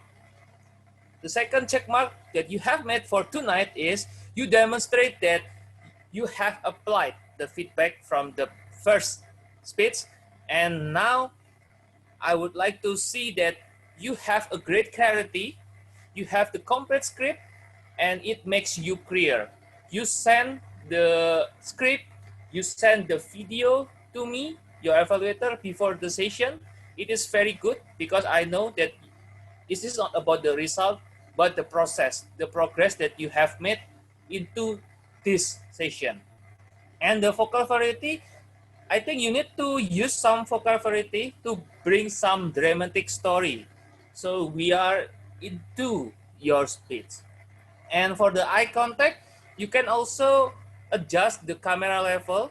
Sometimes your head a bit chopped. Maybe you need to move back. You need to go down. You can adjust so people will see your complete head. And for your hand gesture, since you are standing up, we can see the full gesture of you, but mostly you are using gesture, hand gesture, the usual like this. It reminds me of a character named Unil, if you know Unil. The movement is like Unil here, if you know the character, like that, Usro or something else, but I just reminded by Unil. And you need to use the different hand gesture, so we know that you are not Unil, you are Titin. And for the audience awareness, you engage the audience in chat room by asking question about vacation, and you ask people to guess the milliliter or the gram. But my question is, it is milliliter or gram? Do you count the butter or the water inside include of it? So make clear of it. And then for the applied feedback, you have applied for the audience awareness. For the next time, maybe try you need to practice on the vocal variety and the gesture. For the vocal variety, you can try to record your speech. You can listen again, and again. And for the hand gesture, you can practice on the mirror when you are doing this. And make sure that every single movement that you have done, it represents the story that you want to tell to us. So back to you, Tom, Linda. Okay, thank you, Toastmaster Ilyas. Oh my God, I cannot stop laughing ever since he said her head is chopped. And I imagine, like, come on, man, she's not cutting any onion. And you managed to offend her by saying she looked like Unyil. Not just once. Oh my God. Don't be offended, okay? Toastmaster Titan, he did not mean it in any harm way. Okay, our evaluation session is done, and now we are going to our timer. Is everyone eligible? Yes, Toastmaster Linda, everyone are eligible to be voted. Thank you. Okay, thank you, Toastmaster Arni. So, everyone, get ready to choose your favorite Toastmaster table topic master first, yeah.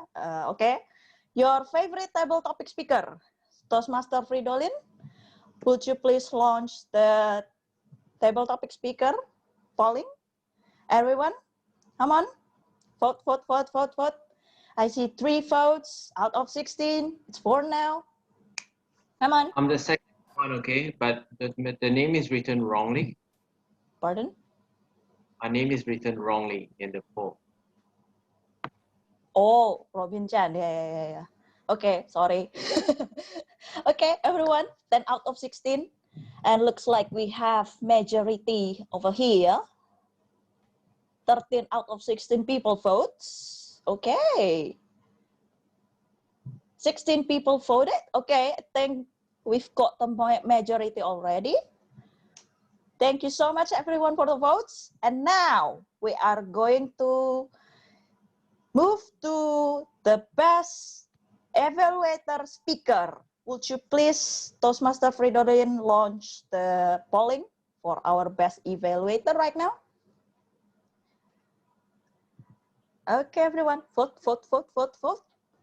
Vote, vote, vote. 9 out of 16 people, not bad.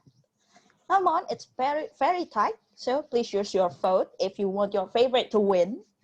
13 out of 16, 16 out of 16. Wow, everyone votes. Okay, that's perfect. Thank you for the votes, guys. And now we are going to go for our GE to give his report, or maybe his team. Okay, Toastmaster Fajar.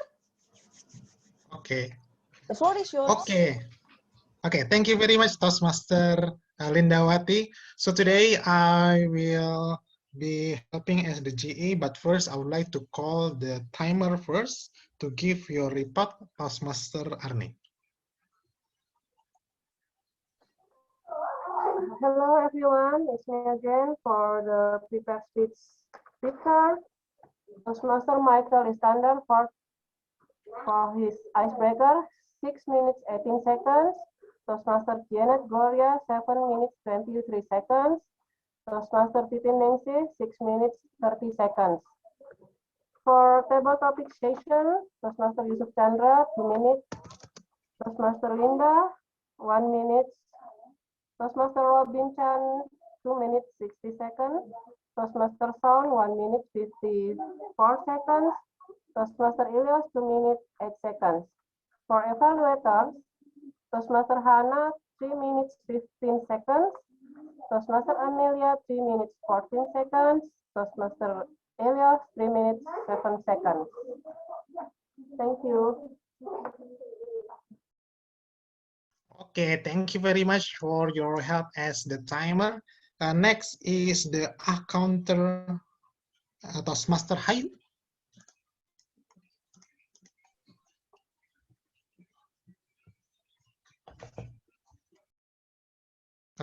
Can you unmute yourself? Oh yeah. Sorry. Okay, hello again everyone. So I will give my report for the counter. So I will share my screen. Is my screen visible now?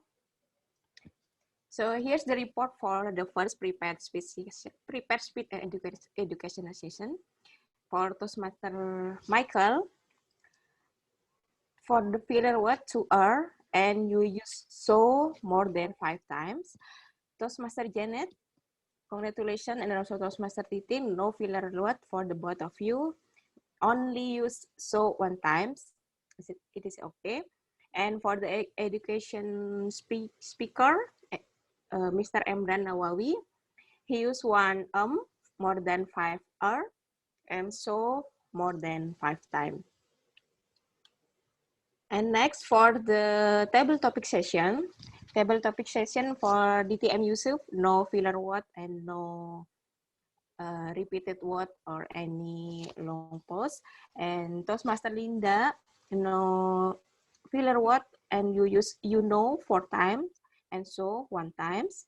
Toastmaster Robin, filler word 1 time and 4 times and so 2 times. And Toastmaster Sound, for the filler word, you use 3 3R, and so 5 times. And the last for Toastmaster Elios, no filler word and use so 1 times. And the last for the evaluator, Toastmaster Hana, you use 1 and 3R. Toastmaster Amelia, 1A, 1 and you use so 5 times.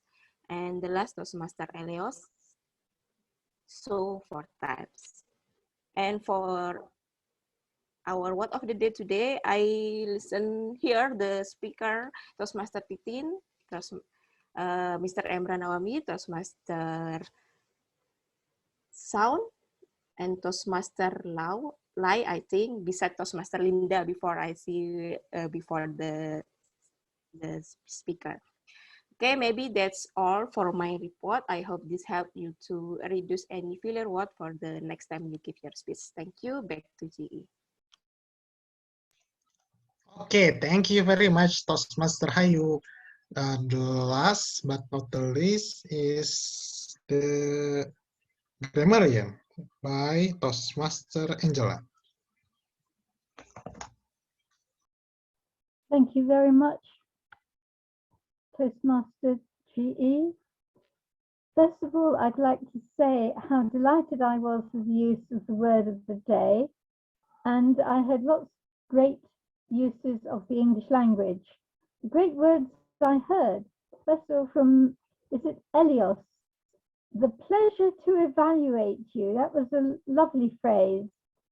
Somebody else described another speaker as a proud father. And then I twice heard our long-awaited session.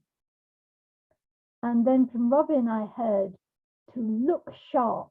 I thought that was lovely. Now I'll tell you some things that I would like to help you with. First of all, pronunciation, some challenging words. Biodegradable, fashion, minimalist. Can you all say biodegradable? Biodegradable. Biodegradable. Excellent. And fashion. Fashion. Fashion. Fashion. Fashion. Lots of good attempts there. And minimalist. Minimalist. Minimalist. Minimalist. Minimalist. Minimalist. Accent on the first syllable, as so often is the case. Now, 1 or 2 confusing words. Somebody got muddled up between boring and bored. If you read a book that you don't like, you say it was boring, but you are bored. Now, the same thing occurs with the word interesting and interested. I am interested in this meeting. The meeting is interesting. If you find that difficult, look it up in the dictionary or write to me and ask. Now, another thing I noticed was example and sample. A sample is usually a thing. If I look at a dress sample, it's a physical thing. It's a dress which is one of many more to come. Whereas an example in language, I will give you an example of a metaphor, not a sample of a metaphor. A sample is usually a small section or an object. So I will give you an example of a metaphor, but I'll give you a sample of my delicious cake. Now, more interesting words. I heard somebody say long story short. I like this very much, but the usual phrase is to cut a long story short. To cut a long story short could be very much condensed into long story short. And I'm sure in 10 years' time, that's what everyone will say. But right now, the usual phrase is to cut a long story short. Somebody said not as worse. That's not a standard phrase. The standard phrase is not as bad. It was worse. This is worse than that, but not as bad as something else. Now, some words you don't need. Return back. Back is unnecessary. Re means again. So I will return tomorrow. I will return this book or piece of paper to you. You don't need return back. You just return it. However, there are words which you haven't used, which you should use. So I'm going to tell you what these are. Somebody said, I'm going to share you. If you're going to share somebody, you're going to cut them up in pieces or divide them between 2 or 3 people. I hope you're not going to share your wife, but you might share something with your wife. Similarly, you share something. You can share a piece of cake, or you can share an idea with other people. So watch out for sharing, cutting something up and giving it to somebody. That is more or less it. Those are all the long-awaited ideas I had for you. Lovely phrases you used. I love long-awaited, and I've long awaited the end of my session so I could relax again. So back to the GE. I've long awaited returning to you. Thank you. Thank you very much, Toastmaster Angela, for your report as the grammarian. So very interesting analogy about Asian. Anyway, so now I would like to give my report as the GE for this meeting. First, I would like to give maybe some evaluations and what I noticed for the evaluators for today. So first, so today we have 3 evaluators, Toastmaster Hannah. So I like your evaluations, and your evaluation was on point. And I think I actually agree with several of your points from your evaluation speech. So good job. But in my opinion, maybe I would like to add some point. For example, because the speaker is doing his icebreaker speech, so in my opinion, it should be more focused on telling about himself, telling about the speaker, about his life, or for example, his hobby or anything. So it should be focused on getting to know the person. Usually the icebreaker is more focused on that. And I suggest to add more motivating remark because that's what I do for the first timer speaker. Okay. Next is the second evaluator. The second evaluator, I really like your opening, konnichiwa, or what was the Japanese word, konnichiwa, and that, and you also close the evaluation with another Japanese word. So that's really good. I also really like your points during your evaluations because I agree with those points, and I can see that you are an educator because how fluent you are when explaining things. And for the third evaluator, Toastmaster Elios, as usual with your energetic speech, and I was laughing when you talk about unyil hovering around the camera, so that's really good. And I think that because Toastmaster Titin is already experienced, I think it's okay for her to get such deep evaluation. So that's really good in my opinion. Okay, next I would like to talk about the meeting for today. We started on time, so that is really good.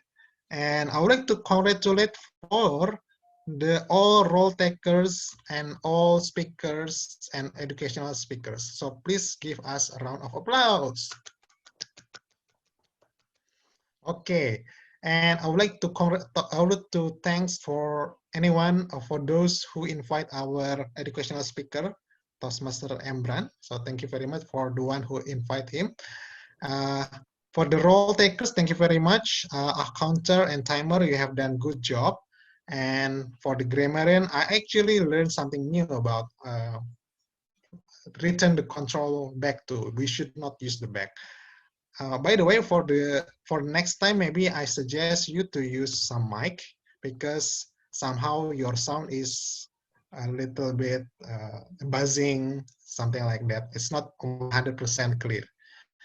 And I noticed from the agenda there is nobody who take double role, unlike in my club.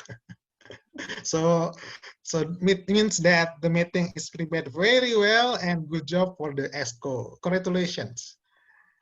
And by the way, we are already late, so I will just give the control to Toastmaster. Should I call Ballot Counter or should I give the Tom first in this club? Back to Tom. Okay, back to Tom aja ya. Okay, thank you.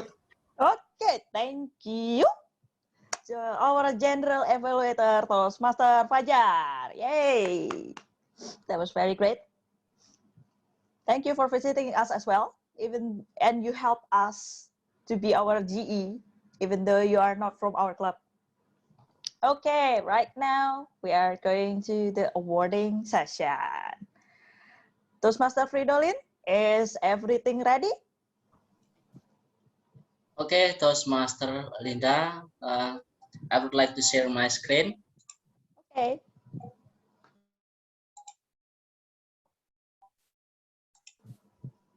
Okay, today the best prepared speaker is Toastmaster Janet Gloria. Congratulations for you, Toastmaster Janet Gloria.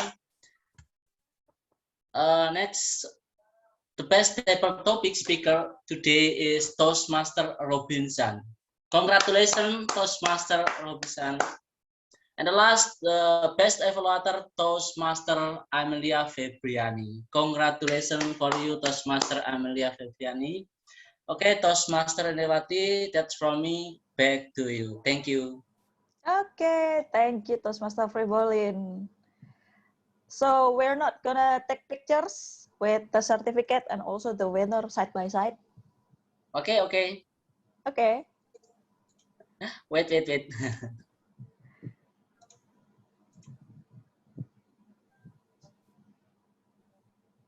Toastmaster Amelia. Yeah, I'm here.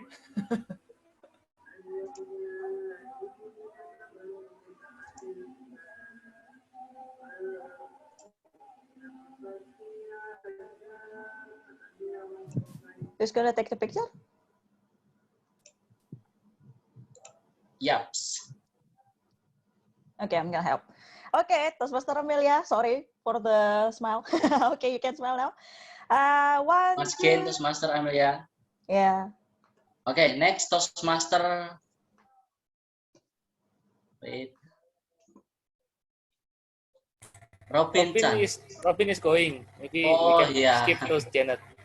Okay, next Toastmaster Janet.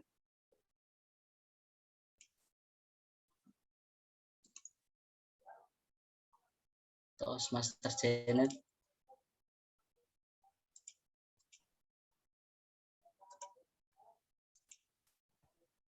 Are you ready, Toastmaster Janet? One, Yeah, two. Sorry.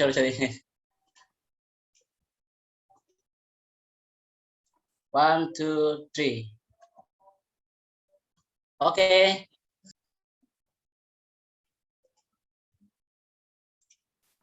Okay, back to you, Toastmaster Lindawati. Thank you all. Okay, thank you, our ballot counter, Toastmaster Fridolin. That was very nice of you to prepare our ballot on the Zoom. and also prepare the certificate for all of our winners. Okay, that is all of our meeting tonight. I'm going to give the control to our VPE, Toastmaster Alan. Thank you guys for joining us. Hi everyone, fellow Toastmasters, this is Wes. Finally, we have come to the end of our meeting, and I hope you enjoy the meeting and take away something with you. But before we close the meeting, I'd like to say thanks to a lot of people. First to Toastmaster Amelia Fabriani, then to Toastmaster Fajar, Toastmaster Arni Kusuma, Toastmaster Hayu, and the last not least is Toastmaster Lai Kok Fook as our table topic masters. And of course, our visitors from Malaysia, there are two of them, Sean and Lai himself. And not to forget our honorary deacon, Toastmaster Angela. Let's give them a big round of applause, ladies and gentlemen.